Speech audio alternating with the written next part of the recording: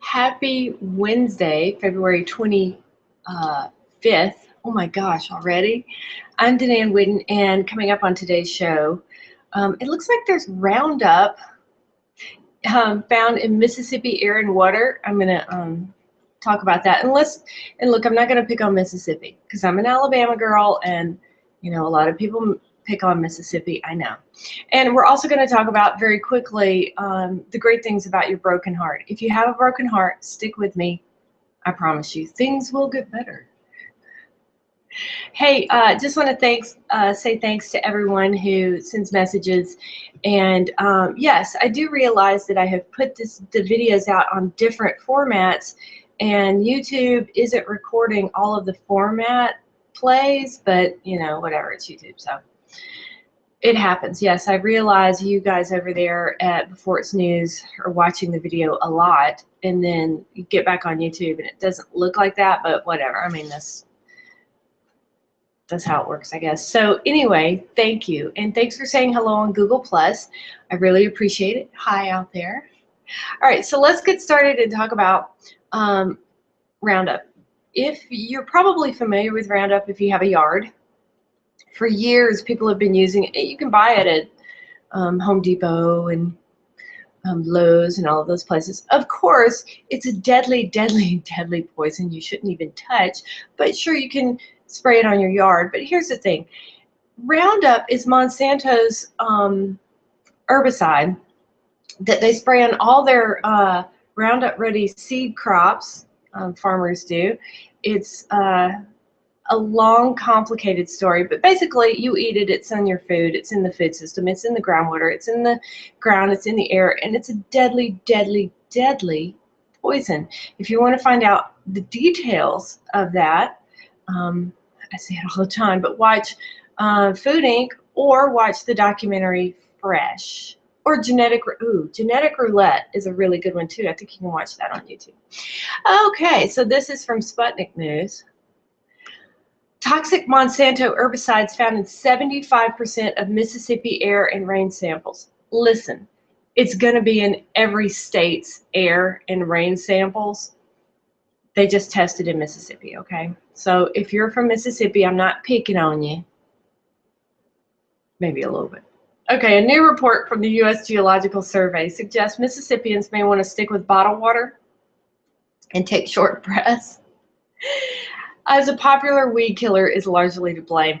Herbicides and pesticides and their still toxic breakdown byproducts are found in an alarmingly large portion of rain and air samples in Mississippi, according to a new government report. The USGS study found that Monsanto's weed killer, Roundup, the most widely used product of its kind, and other pesticides were present in more than 75% of air and rain samples it tested over the past few years during the growing seasons in the Mississippi Delta.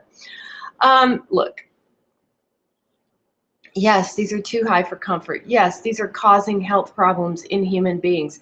It's everywhere. Glyphosate, the main ingredient in Roundup, has been found in the urine of pregnant women in Canada. It's everywhere. If you don't want it in the air and water anymore, the government's not going to do anything for you. They're owned by, politicians are owned by Monsanto. So the only thing we can do is buy organic, eat organic, try to find everything we can organic. And not use Roundup. Don't buy it. Why are you using Roundup in your yard? Bend your ass over and pick up a weed. Would you rather poison yourself and all the animals in your yard just so you could really? Okay, I'm going to calm down now. Other pesticides were found in the samples as well. Definitely Roundup is the biggest problem. Here is a quote from that study. Even small daily environmental exposures may be causing significant harm through their cumulative and synergistic effects with other toxicants. They noted that there has been a dramatic increase, a 12-fold increase in the use of herbicides and pesticides in the last few years. See, the lie was that if these farmers started growing GMO crops, genetically modified crops, that they'd use less pesticide and herbicides, but they've been lied to. They're using more. And obviously that was the intention from the beginning, because all of these companies that are making the GMO seeds are the companies that sell the pesticides and herbicides. What, are they going to want to sell less product? Come on. So in here, there's lots of campaigns to get rid of Roundup, anti-Monsanto campaigns.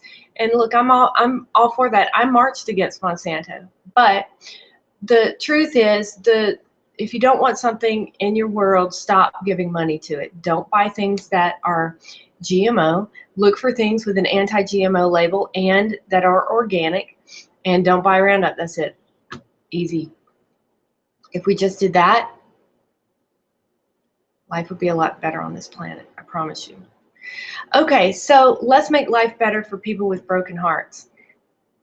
Everybody's had them. You're not alone. We've all had broken hearts. I'm not going to belittle your broken heart, because as we all know, it hurts like hell. And if you're feeling sad or you're still nursing a broken heart, even if it's been a while, I want to talk to you about the good that's going to come from that. And sometimes that can make people very angry. But you're going to have to deal with this emotion because it's good for you. This is from Madison Taylor, Daily Ohm. I love her. And she says, a heart that's been broken and seeing pain reveals within it a crack that allows more light in. You're not only going to get stronger from a broken heart, you're going to get smarter from a broken heart. Heartbreak happens to us all. Obviously, when we experience a broken heart, our ethereal selves are saturated with grief, and the overflow is channeled into the physical body. And if you've had a heartbreak, which I know you have, you know it physically feels horrible for a reason. Loss becomes a physical emptiness, and longing is transmuted into a feeling that often cannot be put into words. Mending a broken heart can seem a task so great that we can't even attempt it, right? For fear of damaging ourselves further. But heartbreak, like every emotion that we experience, falls under the spell of conscious influence. Stay with me here. Often the pain that wounds us most deeply also leaves the most enduring mark upon us. And these marks aren't all bad, okay? The shock that becomes the tender, throbbing ache of the heart eventually leads us down the path of enlightenment, and it blesses our lives with a new depth and a new richness. You are definitely going to be deeper after a heartache, and you know that. After getting your heart broken, you are a deeper person. And in a lot of ways, that makes you a more caring person to the world in general, because you've known pain. Acknowledging heartbreak's impermanence by no means dulls its sting, for it is the sting itself that stimulates the healing, just like in our body. The pain is letting us know that we need to pay attention to our emotional selves and sit with our feelings and being them fully before we can begin to heal.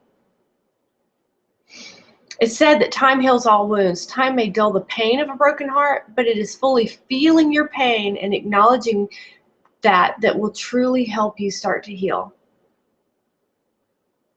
Everybody hurts when their heart gets broken. That's part of this trip down here, you know?